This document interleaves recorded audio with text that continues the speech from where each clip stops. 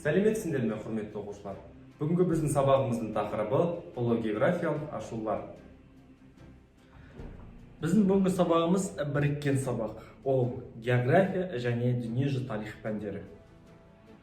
Бүгінгі біздің сабағымыздың оқу мақсаттары картада 15-16 ғасырлардағы саяхатшылардың негізгі бағыт-бағдарларын белгілей отырып, ұлы географиялық ашулардың адамдардың әлем туралы түсінігіне ықпалын анықтау. Және саяхатшылар мен зерттеушілердің география ғылымының дамуына қосқан үлесін сипаттау және бағалау. 15 ғасырдың бірінші жартысында батыс Еуропа мемлекеттерінде феодалдық қарым-қатынас ыдырай бастады. Орнына өнеркәсіп дамуы келді. Өнеркәсіп дамуы Еуропаның ірі қалаларында жүзеге аса бастады. Енді бұл дамыған өнеркәсіп саласына арзан шикізат көздері керек болды. Осы кезде Еуропа мемлекеттерінде шығыста орналасқан Азияда арзан шикізат көздері бар деген қауесет туындайды. Міне осыдан кейін Еуропаның кемелері шығыста орналасқан Азияға басқа жолдарды іздеуді көздейді. Неге басқа жолдарды іздеуді көздейді? Себебі ол кезде 15 ғасырда мына жерде үлкен Осман империясы, түріктердің Осман империясы құрылған болады. Бұл Осман империясы Еуропа мемлекеттерінің кемелеріне шығысқа деген жолды жауып ұстаған болады. Міне осының бәрі батыс Еуропада ұлы географиялық ашуларының пайда болуына әкелген бірде-бір себеп болып табылады.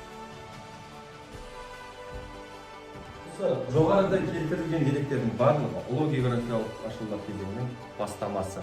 Яғни ол кезеңіндегі желкелімді кенелерді дамыту, оларды жетілдіру, тұспағар мен бағыттарды анықтау, және дүниежүзілік мұхиттағы теңіз жолдарын ашу мен жаңа материктердің пайда болуы. Яғни осы кезеңдегі жаңа мұхиттар мен материктерді зерттеп ашқан ғалымдар мен зерттеушілер кімдер? Олар бізде Афанасий Никитин, Бартоломеу Диаш, Васко да Гама, Христофор Колумб, Америка Веспуши, Джон Кабот, Фернан Магеллан және де Абель Тасман сияқты тағы да басқа зерттеушілер мен саяхатшылар. Христофор Колумб 1492-93 жылдары Санта-Мария, Пинта, Ниня кемелерімен Атлант мұхитын кесіп өтіп, Багам, үлкен және кіші Антиль аралдарын ашты. Жалпы 4 экспедиция жасады. Васко да Гама 1497 жылы Португалияның Лиссабон қаласынан шығып, Африканы оңтүстік жағынан айналып, мейірімді үміт мүйісіне жетіп, Үндістанның оңтүстік батыс жағасына жетті.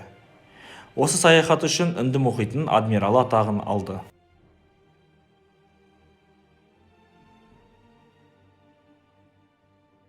Америка Веспуччи, Флоренция саяхатшысы, алғашқы саяхатын Канар аралдарына жасады. Жаңа дүние жағалауын зерттеген экспедицияларға қатысты. Жаңа дүние бөлігі саяхатшының құрметіне Америка деп атала бастады.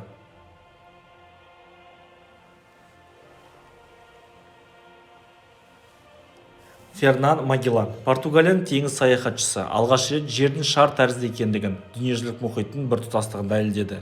Африканың батысымен жүзіп, Атлант мұхиты арқылы оңтүстік Американың шығыс жағалауына жетіп, құрлық пен отты жер топаралы арасындағы бұғаз арқылы айналып өтіп, Тынық мұхиты арқылы батысқа жүзіп, Филиппин аралдарына жетті. 1521 жылы Мақтан аралында жергілікті тайпамен қақтығыс кезінде қаза табады. Қалған экспедиция мүшелері Виктория кемесінде Үнді мұхиты арқылы Африканың оңтүстігін айналып, Испанияға оралды. Джеймс Кук, ағылшын әскери теңізшісі, зерттеуші, картограф. Әлемдік мұхитты зерттеу бойынша 3 экспедиция басқарған. Австралия жағалауын, Үнді мұхитын зерттеп, көптеген аралдар ашқан. Алғаш болып 39-шы шығыс бойлықтағы оңтүстік поляр шеңберінен өтті. 3 мәрте Антарктидаға жақындаған. Бірақ оны жер шарының 6-шы материк екенін білмеді. Бұдан әрі жер жоқ, онда адам тұра алмайды деген оймен кері қайтады.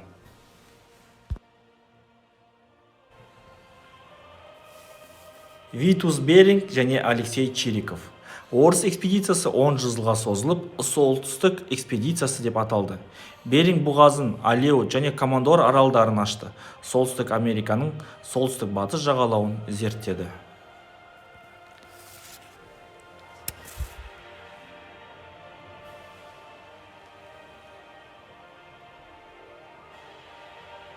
Фаддей Беллинсгаузен және Михаил Лазарев.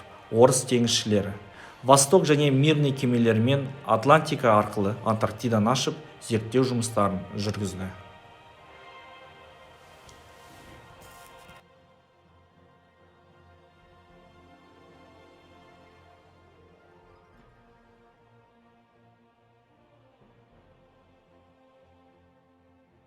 ұлы географиялық ашылулар кезеңіне дейін адамзаттың түсінігінде ежелгі зерттеушілер мен ғалымдардың айтқан теориялар мен түсініктер ғана болды. Ал осы кезеңде дүниежүзінің шар тәріздес екенін дәлелденуі, дүниежүзілік мұхиттың біртұтастығы және дегі тынық мұхиттың ашылуы мен сол ашылған Америка құрлығындағы әртүрлі бұған дейін адамзат білмеген жемістер мен көкөністер Еуропа елдеріне аттанды. Сонымен қатар ұлы географиялық ашылулардың өздік минустары да болды. Ол қандай минустар десек, біріншіден отаршылық саясаты кең етек алды. Америка материгінде өмір сүрген ұлы империялар, инктер, ацтек, майян империялары құрдымға ұшырады. Сонымен қатар шығыстар, Азияда орналасқан әртүрлі мемлекеттер отар мемлекеттерге айналды.